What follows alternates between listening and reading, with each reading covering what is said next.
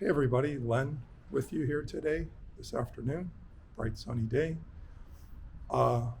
This video is going to be about the build process of the bed platform that we decided to camperize and build out our SUV to do some car camping in. I'm doing this build video after the fact. I wasn't efficient and wise enough to do the videoing of the actual build itself. So this is an after the fact, kind of going backwards, showing you what I did to build it. I'm just going to turn the camera around and give you a shot of the exterior of the vehicle that we're traveling in, 2016 Honda CR-V, that we added a roof rack to, or a cargo rooftop cargo box to, because we just needed the extra storage room. So that's our vehicle. Stay with me and I'll take you through the build of this. So I have to give credit to previous car campers, RVers, for finding the ideas of how to build this. I never would have been able to design it on my own. I watched a number of different people who had built out beds in their SUVs. And I appreciate all of those postings for getting me started and figuring out how I might do this. So just so you know, this was not my creativity, it was previous car campers and other RVers who were able to give me through their postings of how they built their beds and so on. So let's start at the beginning here. So here's our vehicle in its normal state with the back seat set up as if it's just a passenger vehicle, and the hatch, just a normal hatch.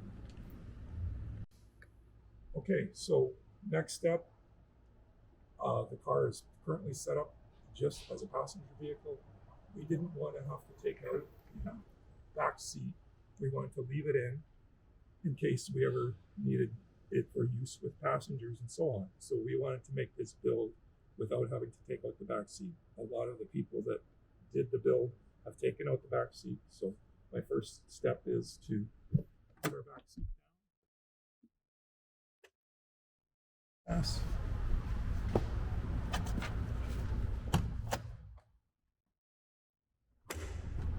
And now we've got the open space.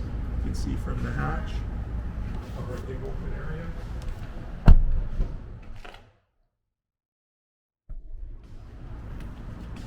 The first thing I wanted to do, because we're going to be resting a permanent bed in here on 2x4 legs, I wanted to reinforce the hatch board here that is resting over the tire, because it's just a thin board. And I was concerned about the legs putting a lot of weight on the plastic and the wood. So what I did is I planned to build a board to put over top this piece here. So what I did is I took some packing paper and I put it in. I used a permanent marker, Sharpie, to trace out a pattern for a board that I could cut. I took a 1/4 inch piece of plywood that was originally 54 wide by 34 deep. That had to be at least that big to make this pattern. I took the pattern that I had made, traced it out on the rectangular piece of plywood with a Sharpie, basically traced it out, put it up on a work table, used a scroll saw to cut that pattern, and there we have my first piece, which just simply goes into the hatch.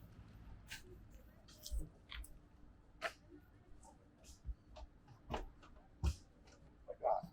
And it just gives extra strength to where the legs are going to be resting. Okay, moving to step number 2, in terms of reinforcing the bottom of the hatch, I also wanted to put a board in this section on the back of the seats when they're laying down, because my concern was this is not a solid piece of metal and it's a combination of bars and empty air, and I was concerned about the legs being on here for the bed and possibly puncturing or bending or damaging the back of the seat here. So what I did is I took a piece of 1/4 inch plywood, which I also had as scrap, so I had the previous piece of 1/4 inch plywood, and I also had another piece of plywood, so this was a zero cost to me. And I cut a piece that measured 25 deep by 40 3/4 inches wide that I could put onto here, that gives some support to the legs that are going to be under the bed here. And if the camera can show that this piece just very nicely snuggles into these 2 corner pieces, these 2 corners on the wheel wells. So the board just rests in there nicely and it doesn't slide around, doesn't move. So that was step number 2. So the bed is going to end up across here with the legs being supported on these pieces of plywood. Was the bed platform that's going to be resting in the hatch area. As you can see, it's already built. So I'm going to take you backwards as to how it was built. It was built with 3/4 inch plywood, and the top piece measures 42 inches wide by 30 inches deep. On the bottom, I have 4 legs. They're 2x4 legs that measure 10 1/4 inches long. And I've mounted them on, when I initially mounted them, I mounted them with angle brackets to hold them in place just on the bottom. And then I measured and traced out on the top where the legs would be on the top, and marked it out in pencil so that I knew where those legs would be. And then I drove 3-inch deck wood screws into the top. So there was at least 4 3-inch screws in the top, and then they're mounted on the bottom with these angle brackets to stop them from moving either this way or this way and not buckling on you. So once that was built, okay, so with the bed built,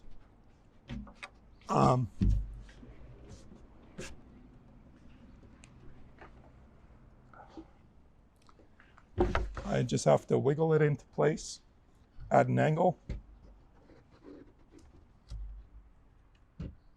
and place it down. And just to mention, I found the places where the legs would best go. Basically, I had the loose piece of plywood and my legs pre-cut, and I just laid it in here and found the best place to put the legs to screw them on. So that was the next step.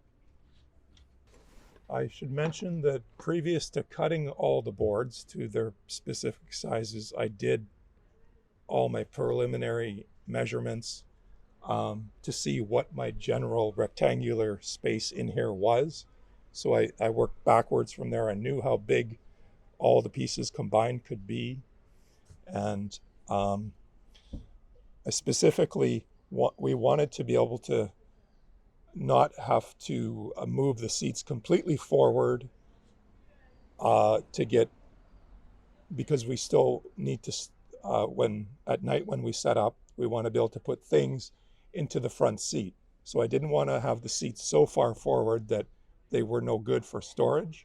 So I didn't build this bed as big as I could have, because I didn't want to sacrifice my storage room in the front seats for a few extra inches of sleeping room. So my next step was to I lost my tape measure. What I did once I had the back part built, the permanent part, in order to figure out the height of the legs that I need here, I don't have a level with me, but I basically had a straight piece of wood and a carpenter's level and laid it across here to figure out what height I needed my legs to be. So that's how I figured out the length of the legs that I was building. So I basically did a measure, I got a level, and I did a measurement of how tall these needed to be. And as you can see, this is sloped a little bit here. So the front piece is shorter than the back piece, just so that it rests a little better. So my front piece is, I'll give those dimensions later. So to build this leg, I screwed two 2x4s together, and I'll explain the reasoning for that later. And the back leg here that I built is also, I screwed two 2x4s together in order that I could have a double set of pins in it so that it could attach to the permanent bed in the back, and it could also attach to the middle piece. And I built this in 2 layers because as you can see, the back piece here is sloped, and where it's going to be resting, it needed to be deeper in one spot and more narrow or shorter in another, so that it just nicely rests in there. And then from there, these legs are pinned into place. And what I did is I used carriage bolts or stove bolts. I used 5/16 inch by 3.5 to 4 inches long. And this is a set of bolts that I had, which I didn't have to buy. So this was a free build cost to me. But if you don't have this in your supplies, you'd have to go to do this build. I had to have 20 of these, and they could be 1/4 inch or they could be 5/16 inch. I used 5/16 inch, but 1/4 would suffice fine. Continuing on, I forgot to mention earlier, that was also the way I determined the length of the front legs that go behind the driver's and passenger seats. With the level, I laid it out here, and then I measured the distance between the level and the floor. And these legs are 20 inches long, and there's one that goes behind the driver and one that goes behind the passenger. Continuing on, I'm just gonna put the drop pins in, which, as I said, are stove bolts, carriage bolts, and they're stove carriage because we want them round, because you're going to be sleeping on top of this. So you don't want a standard bolt, because that's going to be like a rock that you're laying on. So with the back legs I've built here, and again, I'll give you the dimensions for these pieces later. I just drop in my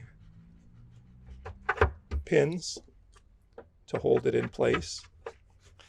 Some people just do this with 1 pin. Here I did it with 2, just because I just wanted to be extra tight in place. So you could do it with 1 or 2. I decided to do it with 2. So what I've done here is I've brought in the middle and the top piece of the remaining bed, and I will show you later in the video a diagram of the sizes and dimensions of these pieces, but they're 3 pieces, and they're all different pieces, or different sizes, lengths and widths. So I had done the measurements for this based on where the legs were going to be. So I placed the legs and did measurements as to how wide each piece had to be. And the top piece is the most narrow, and that's what goes behind the driver's seat and the passenger seat. And I wanted it to be hinged because when we set the bed up, the driver's seat and passenger seat are pushed fairly far forward, and we can't actually sit in there and drive because the seats are so forward. So I wanted this piece to be able to hinge backwards when we're going back into driving mode or passenger mode, so that we can push our seats backwards and we have our ability to drive back. So this second piece measures 25 deep and 42 wide. All of the pieces are 42 wide because that's the width of our hatch. So then the next step is to pin these pieces into place. And this takes just some wiggling because the legs are a little bit, they're not precisely drilled holes. And I drilled these holes with a cordless drill, and I believe it was a 3/8 inch bit to drill the holes. And you need to drill them at least the length of your bolt plus another 1/2 inch, just so that the bolt completely drops in and is not, it doesn't drop in and rest above level. And I also took a 1/2 inch or bigger drill bit at the very end, and I drilled just about 1/8 of an inch deep, so that the square part of the bolt had a spot that was wide enough that that when it's down all the way, it's not resting above level. I'm not going to demonstrate in this video getting these bolts in because I have to go to the other side of the car here just to wiggle it and drop it into place. But basically that's going to be your finished thing with the bolts down and flush, so that there's just less for you when your cushion compresses. You don't want to have like a rock under you like that. Okay, off camera, I'll just fill you in what I was doing. I was just finishing putting in all the drop pins. I didn't want to keep you watching me put those in. So what I've done is I put the middle piece in, which I said is 25 by 42. The top piece measures 14 deep by 42 wide.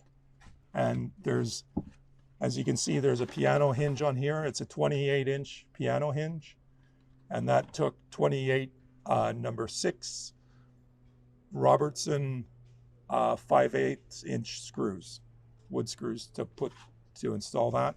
And then, as I was saying before, the reason I put this in is so we can flip this up and we can put our seats back and go back to driving or sitting in the passenger seat. Whereas you can see when our bed is fully up, our seats have to be pushed way forward. So it ends up that the entire length of all 3 pieces gives us a platform that is, I believe, 69 inches long, which is a little shorter than I originally thought I would build it. But surprisingly, because I'm nearly 6'4", I wanted to have as long a bed as possible. But I discovered when I was preliminarily building it that in order to have that, our seats would be way too far forward and we wouldn't be able to use them for storage.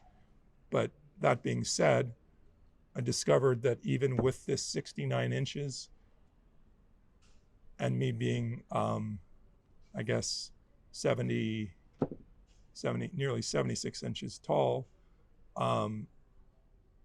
I can still sleep very comfortably in this. I can stretch out and I'm not cramped at all. So it worked out really nicely.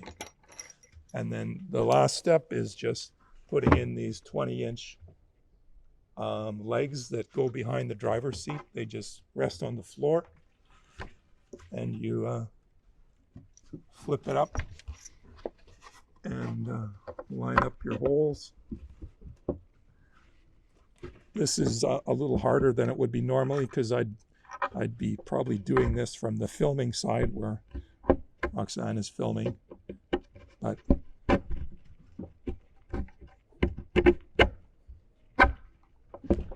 oops. It should be much easier than that, but that's basically got to wiggle those a bit, but that should go in there. When I was building this, what I did, so I didn't have a problem with pins, is I drilled and re-drilled and I routed the holes out so that they were just much bigger than the pin. And you'll want to do that when you're building as well, just so that it's just much easier to put together and take apart.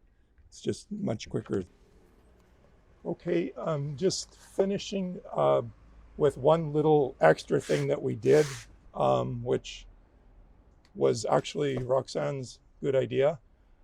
We invested in a pool noodle in order to save a little bit of scuffing at the very end, at the hatch end here. We were concerned about when you close the hatch, we were concerned about the bed platform rubbing up against our interior, the moldings and so on. So we didn't want it scratched up and banged up. So what we did is we got a pool noodle, cut it to 42 inches, sliced it down the middle, and then that it just goes on the end of the bed here at the hatch, so that when you'll be able to see when I shut the hatch, it's going to cushion between the hatch and the bed. It's just so that we don't have it. Also nicely tucks the bed in so it's nice and tight and it doesn't slide around.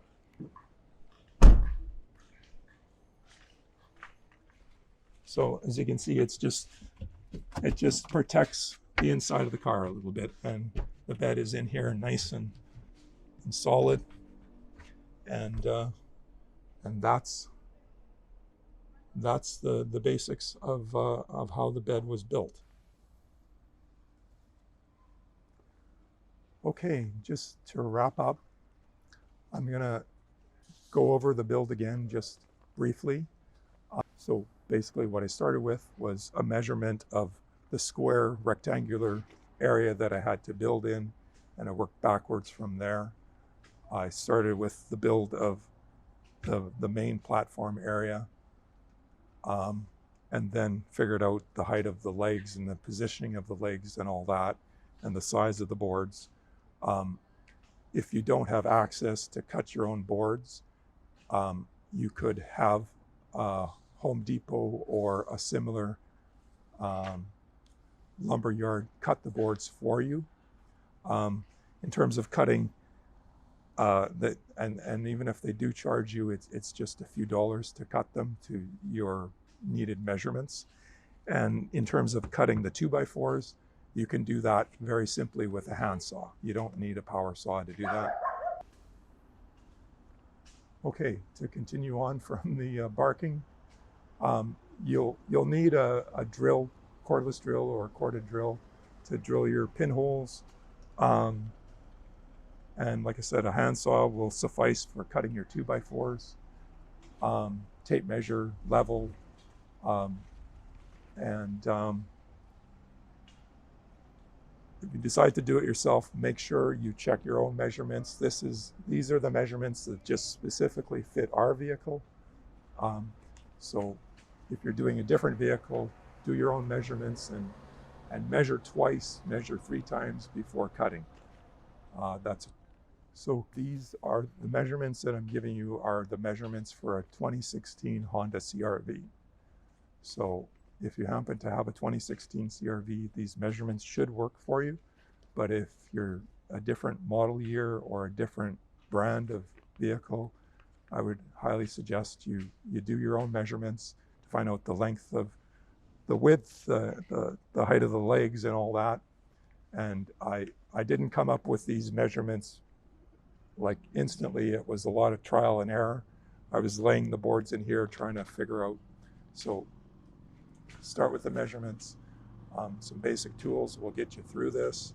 The thing I mentioned, this was relatively zero cost to me to do because I already had the wood, I had the screws, I had the pins, and I had the tools. So it was relatively, it was a free build for me. If you're building this and you don't have these supplies, then you're going to have to go to your local hardware store. This was a free build for me. If you were building it, I built it in Canada, in Saskatchewan. I would estimate if you were building it in the same location as me, you should be able to, and you were building it exactly as I built it, I would think that probably for about $100, I could have purchased all of this, all of these supplies.